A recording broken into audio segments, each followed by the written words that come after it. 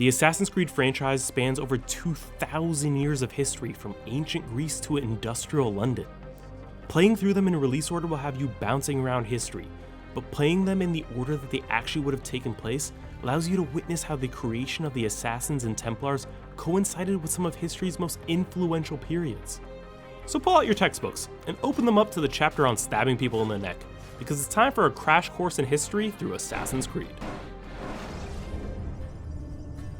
Set nearly 400 years before the creation of the Assassin's Brotherhood, Assassin's Creed Odyssey takes place during the Peloponnesian War, as Athens and Sparta waged war across all of Greece on and off for nearly 30 years. Eventually, Sparta would go on to defeat Athens, thanks in large part to aid from the Persians of all people. Oh, if Leonidas could get a load of this! Speaking of Leonidas, you play as his grandchild, either Cassandra or Alexios, as you explore a massive open-world Greece, captain a warship sailing from island to island, and meet a host of historical figures including Socrates, Herodotus, and Pericles. You'll also encounter more than one legendary mythological creature, as the lines between history and mythology blur. As the name implies, Assassin's Creed Origins depicts the founding of the Assassin's Brotherhood, at the time known as the Hidden Ones, by husband and wife Bayek and Aya. Origins is set in the aftermath of Alexander the Great's conquest over the Persian Empire in Egypt, which resulted in a period when Greeks ruled over Egypt known as the Ptolemaic era. At this time, their pharaohs, including Cleopatra, were of Greek descent. While the Greeks ruled Egypt, the presence of Julius Caesar was a stark reminder that the might of Rome lingered not far off. Ancient monuments like the Lighthouse and Library of Alexandria can be fully explored, and of course, the oldest wonder of the world, the Great Pyramid of Giza, built for the pharaoh Khufu, is an iconic landmark. Fun fact, Cleopatra lived closer to the time Assassin's Creed Origins was released than she did to the building of the pyramids. Fast forward nearly a millennium, and Assassin's Creed Mirage depicts the Hidden Ones, soon to become the Assassin's Brotherhood at the height of their power. You play as Basim ibn Ishaq, as he grows from a young thief to a master assassin.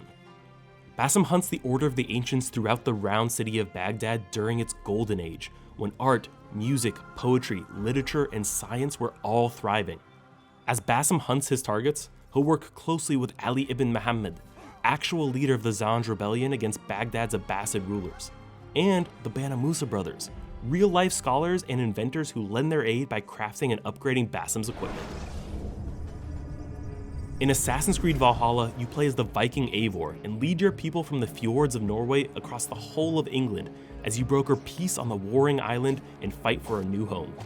You'll use your longship to conduct raids on strongholds and experience a new saga in each region of fractured England.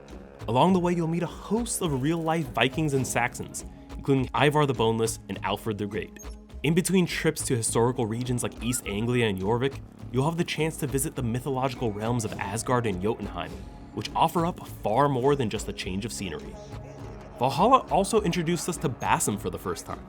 But if you're playing in historical order, this older Basim will be very different from the one you knew in Mirage.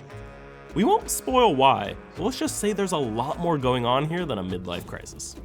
Basim's presence in both games helps emphasize just how dramatically different cultures and societies can be, despite coexisting at the same time. The game that started it all saw Altair hunting Templars during the Third Crusades, a series of wars initiated by the European Catholic Church to reclaim the Holy Land of Jerusalem from Muslim control under the Sultan Salah ad-Din. Kickstarted by Richard the Lionheart, the Third Crusade began with the Crusaders' capture of the port city of Acre. It came to an end when Richard realized his forces couldn't take Jerusalem, and he and Salah ad-Din struck the Treaty of Jaffa, which left Acre under Crusader control and Jerusalem under Muslim control. But it allowed pilgrims of all faiths to visit the city. Altair's list of targets take him to both Jerusalem and Acre, as well as Damascus, visiting some of the most religiously significant sites in the world, like the Dome of the Rock and the Great Mosque of Damascus. In between assassinations, you'll visit Masyaf, the real-life stronghold of the Assassins, and a place where diving 100 meters into a bale of hay is considered an intimidation tactic.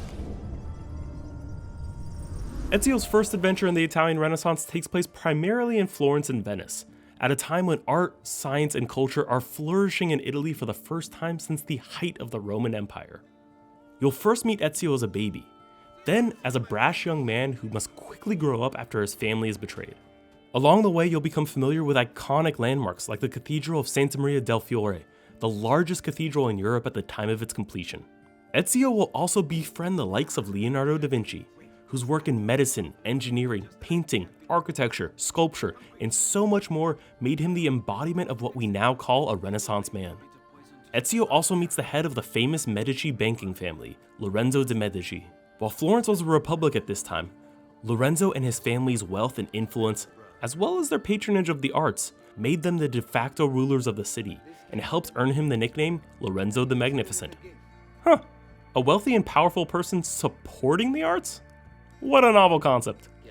Assassin's Creed 2 is also the only game that asks you to press the same button to cry as a baby and to punch the Pope, and I just think that's neat. Assassin's Creed Brotherhood picks up right where Assassin's Creed 2 leaves off. This time around, Ezio must wrest control of all of Rome from the hands of the Borgia family. No big deal. Unlike Florence and Venice, Rome was not thriving during the Renaissance, so it's up to Ezio to help rebuild it. While the city has too many monuments to name here, it's fair to say that the Colosseum and the Pantheon are just a couple standouts from the ancient city's glory days. When Ezio isn't burning down Borgia towers, he's hunting Cesare Borgia, rebuilding the assassin order with Machiavelli, and test driving some of his buddy Leonardo's inventions. The 4 years between Assassin's Creed Brotherhood and Assassin's Creed Revelations must have been tough on Ezio. Just look at those grays! But no one said the life of an assassin was an easy one. This more, let's say, contemplative Ezio finds himself retracing the steps of Altair, a journey that led him to Constantinople at a time when it was under Ottoman rule. One of the largest and most diverse cities in the world, Constantinople sees ancient Greek ruins, Byzantine churches, and Ottoman mosques all coexisting together in a city touched by countless cultures. In Ezio's time, Sultan Bayezid II's two sons are fighting to inherit their father's throne. But it's Bayezid's grandson, Suleiman, that goes on to rule Constantinople so successfully that he etches his name in history as Suleiman the Magnificent. For those of you keeping track, that's the second ruler with the moniker The Magnificent that has crossed paths with Ezio. Clearly our guy has the magic touch. In Assassin's Creed Shadows, you play as either the fictional shinobi Naoe, or in a series first, the historical character Yasuke during the late Sengoku period in Japan. A time of political tumult, warfare, and dramatic social reformation, Shadows depicts a time when Portuguese traders arrived in Japan and built cultural and diplomatic trade relations. The game kicks off by introducing you to Oda Nobunaga, the powerful daimyo who sought to unify Japan, whom Yasuke would come to serve. Your time in feudal Japan will introduce you to a host of other historical characters, including Luis Frois, Momochi Sandayu, and even Naoe's father, Fujibayashi Nagato. Stepping forward about 150 years into the golden age of piracy in the Caribbean, Assassin's Creed 4 Black Flag takes you to cities like Kingston, Havana, and Nassau. But unlike most Assassin's Creed games, the real star setting here is the open sea itself. As Edward Kenway, you'll captain the Jackdaw, battling rival ships in military forts in intense naval combat, where you can seamlessly board and commandeer those ships to build your own fleet. Edward also befriends some of history's most famous pirates, including Stede Bonnet, Benjamin Hornigold, and of course, Edward Thatch, better known as Blackbeard. Similar to our guy Kenway, Thatch was a privateer before joining Hornigold's pirate crew in 1716. He died in 1718. That means Edward Thatch became a pirate, acquired his own ship, took on the name Blackbeard, and through a mixture of theatrics and his imposing presence, became the most famous pirate in history in only 2 years. Just an absolute legend. Assassin's Creed Rogue is more than just the connective tissue between Assassin's Creed 4 Black Flag and Assassin's Creed 3. It flips the entire franchise formula on its head by starring the assassin turned Templar, Shay Cormac. As Shay, you'll hunt your former assassin allies during the 7-Year War, a conflict that saw the British-American colonies fighting an alliance of French and Native Americans that started in North America and escalated all over Europe. Come on, fellas, take it outside. Shay also crosses paths with some of American history's most famous figures before they were the founding fathers you know them as today, including Benjamin Franklin, and a young officer in the Virginia militia known as George Washington. Assassin's Creed 3 places you in the middle of the American Revolution, as half-British, half-Mohawk assassin Raton Hengaton, also known as Connor.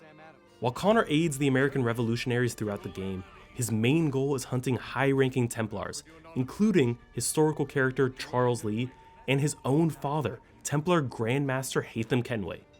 As in, Edward Kenway's son? That's right, Connor is actually Edward's grandson.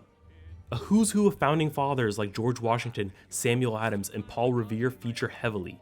But Connor's unique background being raised by his indigenous Mohawk mother helps showcase the moral ambiguity on both sides of the war and the horrors of colonization.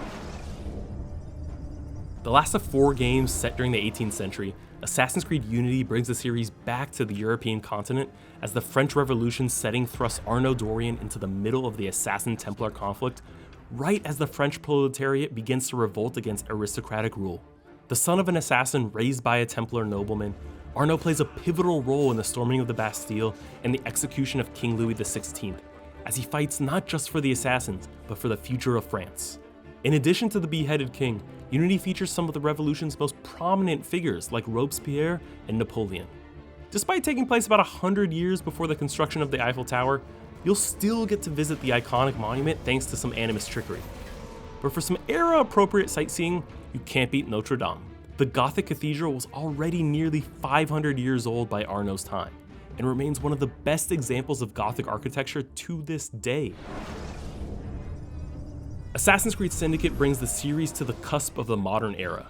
You play as the Fry twins, 2 young upstart assassins who must liberate London from Templar control. In between hunting Templar Grandmaster Crawford Starrick, Jacob and Evie will chat it up with some of the greatest authors, scientists, and inventors of the 19th century, like Karl Marx, Charles Darwin, Florence Nightingale, and Charles Dickens. The Industrial Revolution ushered the world into a modern age, thanks to the proliferation of electricity and inventions like the telephone. Not to mention the mass production of iron. In fact, it's those leaps in building technology that forced Jacob and Evie to have to make even bigger leaps themselves.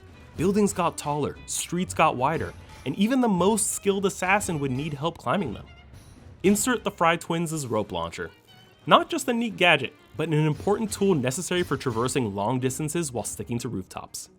It may not be historically accurate, but it sure does come in handy when trying to scale the Palace of Westminster to drop in on Big Ben himself. While each Assassin's Creed game alters, manipulates, and bends history to different degrees, they are all based on the deep and rich history of our own world. We'll never get to relive the Italian Renaissance or know what it was like to scale the Lighthouse of Alexandria, but Assassin's Creed just might be the next best thing. There's no wrong order to play these games, but if you're looking to revisit them or jump in for the first time, try experiencing them as history intended. Let us know your favorite setting in the comments and subscribe to this channel for all things Assassin's Creed.